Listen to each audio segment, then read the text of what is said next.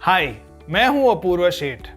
दोस्तों, कुछ दिन पहले मैंने अपने show the right choices with oracles of Dalal street पे जैनेश कासलीवाल जी को बुलाया था और उन्होंने हमें how to find 5x stocks with charts के बारे में बात की थी।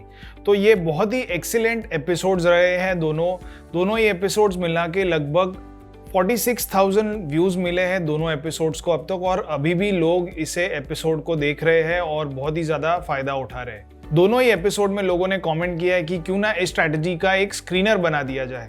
तो आज के इस वीडियो में मैं आपके लिए इस स्ट्रैटेजी का एक स्क्रीनर बना के लेके आ रहा हूं। तो चलिए आज का ये वीडियो शुरू करते हैं।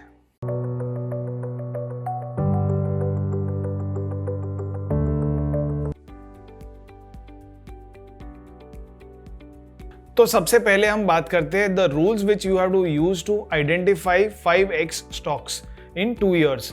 तो जैनेश जी ने हमें कुछ रूल्स बताए थे जिससे कि आप 2 साल में 5 गुना तक बढ़ने वाले स्टॉक्स आइडेंटिफाई कर सकते हो। तो ये बेसिकली 3 रूल्स हैं। इसमें सबसे पहला रूल था कि the relative strength of the stock should be more than 0।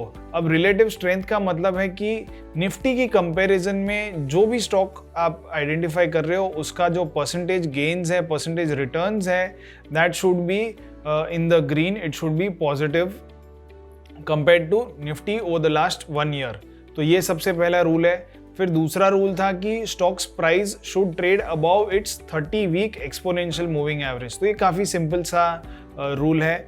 और last but not the least is the rising volumes on the right side of the base. तो हम बेस फॉर्मेशन पैटर्न्स ढूंढते हैं और उसके राइट साइड पे, मतलब कि रीसेंट डेज में जो वॉल्यूम एक्शन होनी चाहिए वो काफ़ी पॉजिटिव होनी चाहिए। वो compared to its previous days, previous past, it should be more, जिससे कि हमें पता चले कि जो स्टॉक में एक्टिविटी है, बायर्स इंटरेस्ट है, वो ज़्यादा हो रहा है। अब इन तीनों ही रूल्स को हम कैसे स्क्रीनर में इम्प्लीमेंट करेंगे, इस पे बात करते हैं।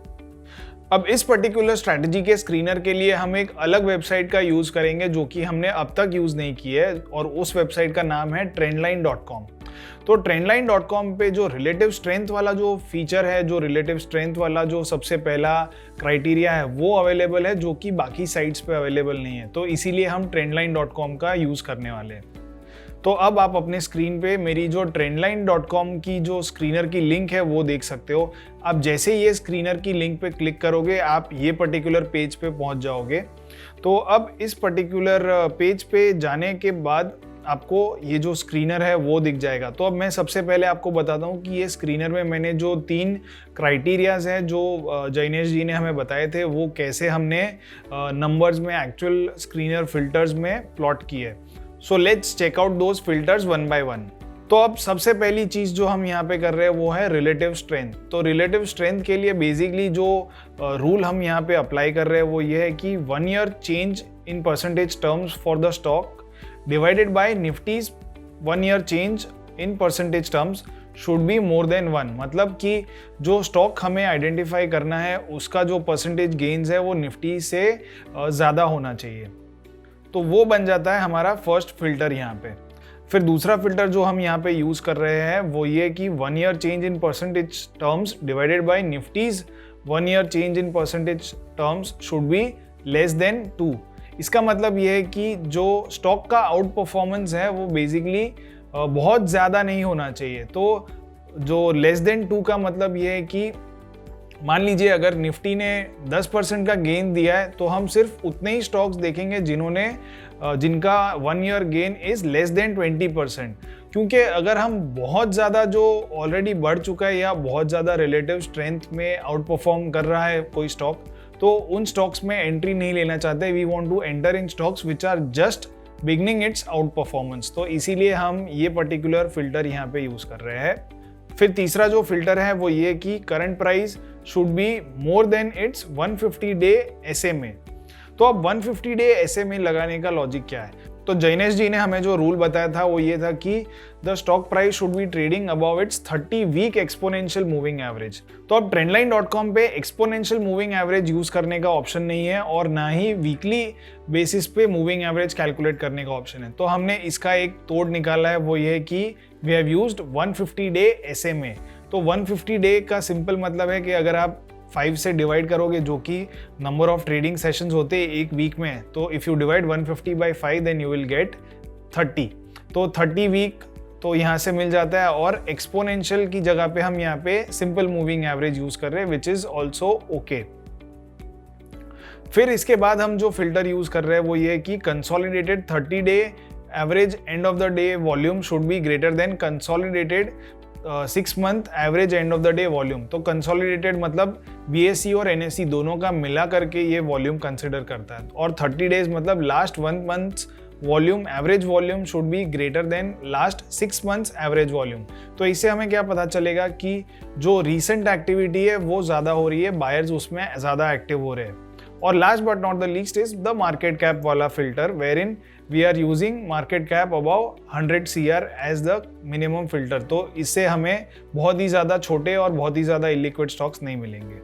तो फिलहाल 10 मई को जब मैं ये स्क्रीनर रन कर रहा हूँ, मुझे 15 स्टॉक्स मिल रहे हैं out of all the listed stocks available on NSE and BSE। तो यहाँ पे एक अच्छी बात ये है कि आप चाहो तो आप अपनी एक अलग सी वॉच लिस्ट बना सकते हो अपने पोर्टफोलियो की, या एक वॉच लिस्ट वाले स्टॉक्स की एक बना सकते हो और उस पर स्पेसिफिक स्क्रीनर्स रन कर सकते हो। और इसके अलावा आपको स्पेसिफिक इंडाइसिस पे भी स्क्रीनर रन करने का ऑप्शन अवेलेबल है। तो जैसे कि आप यहाँ पे देख सकते हो BSE 100, BSE 500, BSE small cap, ये सारे इंडाइसिस हैं जहाँ पे आप ये स्क्रीनर रन कर सकते हो। तो फिलहाल हम बाय डिफ़ॉल्ट जो ऑल स्टॉक्स वाला ऑप्शन है उसी पे रहते हैं, और स्टॉक्स यहाँ पे देखते हैं कि कौन से स्टॉक्स हमें यहाँ पे मिल रहे हैं। तो sorting on the basis of alphabets, सबसे पहला है एम्बर एंटरप्राइज, फिर भारत रसायन, EID पैरी, जिपको, जयश्री टी, और बहुत सारे स्टॉक्स हमें यहाँ पे नज़र आ रहे हैं। तो चलिए अब हम इन 15 में से कुछ स्टॉक्स चार्ट पे जाकर देखते हैं कि कैसे ये फॉर्मेशंस बना रहे हैं, चार्ट पे कैसी फॉर्मेशंस बन रही है। तो अब आप अपने स्क्रीन पे tradingview.com का चार्ट देख पा रहे हो। यहाँ पे मैंने सेशेसाई पेपर का चार्ट लगा के रखा हुआ है। ये स्टॉक हमें ट्रेंड लाइन के स्क्रीनर पे भी फिल्टर होके आया था। तो जैसे कि आप यहाँ पे देख सकते हो, सेशेसाई पेपर का 1 ईयर चेंज जो है दैट वाज 15.3%।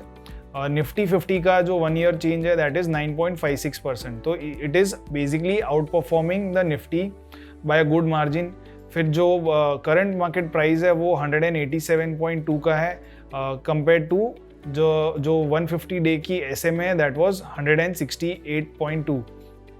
फिर जो consolidated 30 day average end of the day volume है वो लगभग 4 लाख शेयर के करीब का है, और जो 6 मंथ का कंसोलिडेटेड एवरेज वॉल्यूम है वो लगभग 1,40,000 शेयर्स का है, and market cap is about 1180 crore.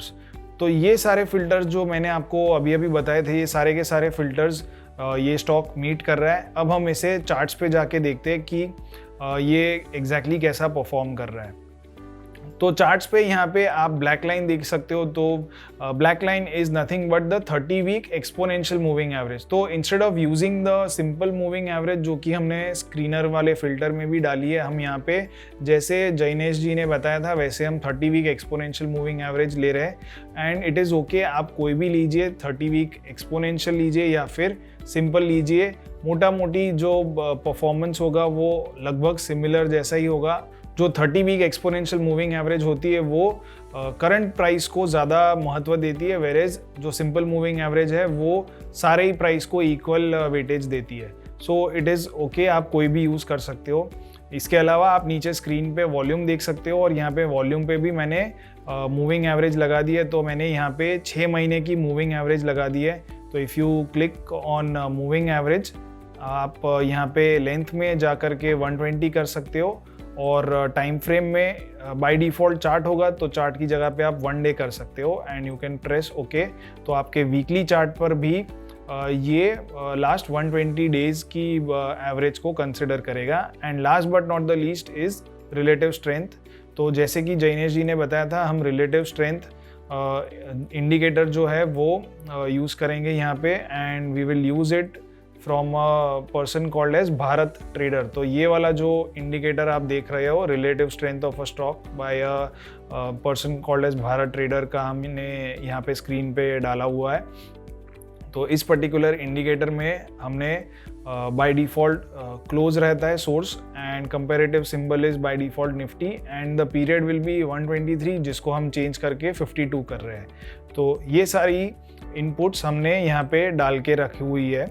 अब जैसे कि आप देख सकते हो कि स्टॉक का जो रीसेंट वॉल्यूम है that is higher compare to the previous volume, तो एवरेज भी राइज कर रही है और एवरेज के ऊपर रीसेंट वॉल्यूम जा रहा है। The relative strength is also high and the stock is also trading above its 30 week exponential moving average.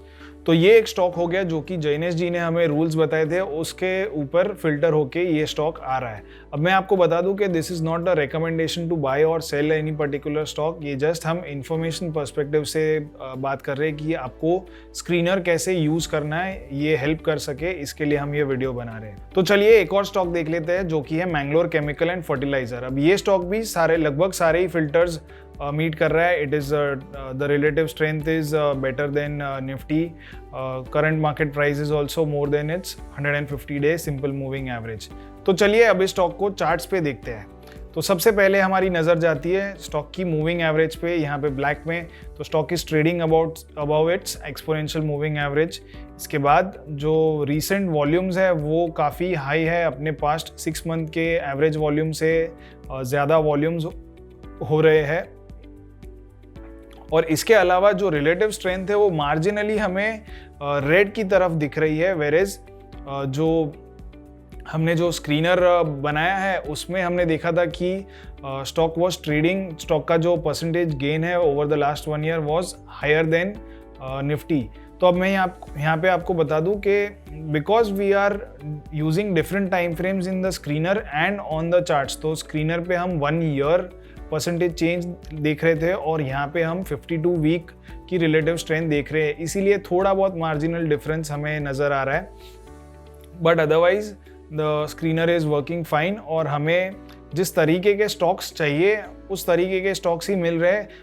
फ़र्क सिर्फ इतना है कि we have to use our own description before picking a particular stock. तो यहाँ पे अब अगर हम जैसे हमने रूल्स सीखे थे जैनेश जी से, अगर वो हम रूल्स अप्लाई करें तो यहाँ पे आप देख सकते हो कि the stock is trading above the previous resistance. तो जो तीनों ही रेजिस्टेंस है, तीनों टॉप्स है जो कि 2014, 2018 और 2021 के जो टॉप्स है उन तीनों ही टॉप्स के ऊपर निकल चुका है। तो जैनेश जी ने हमें 3 एंट्री पॉइंट्स बताए थे, 3 एंट्री रूल्स बताए थे। तो फर्स्ट वन वाज और which was the best one was के जो स्टेज 1 ब्रेकआउट पे आप एंट्री ले लो, इसके बाद 52 वीक हाई के ब्रेकआउट पे एंट्री लीजिए और फिर ऑल टाइम हाई के ब्रेकआउट पर आप एंट्री लीजिए। तो यहाँ पे इस पर्टिकुलर स्टॉक ने एक बेस बना दिया है। तो जो नवंबर 2020 में स्टेज 1 ब्रेकआउट दिया था, इसके बाद स्टॉक ने अच्छी खासी रैली दी, फिर कंसोलिडेट हुआ and now again it is moving higher.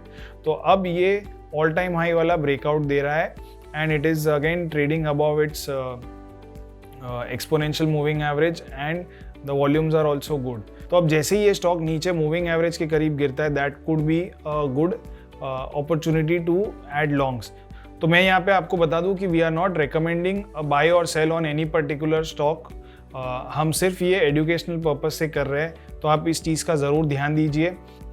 So basically this is how you use the screener to identify stocks which can move up by 5 times in less than 2 years. तो मुझे उम्मीद है कि आपको ये screener और हमारा ये प्रयास पसंद आया होगा। तो ऐसे ही इंटरेस्टिंग वीडियोस देखने के लिए हमारी चैनल को ज़रूर सब्सक्राइब कीजिए और आगे भी दूसरे लोगों तक हमारे वीडियोस पहुंचाइए। Thank you.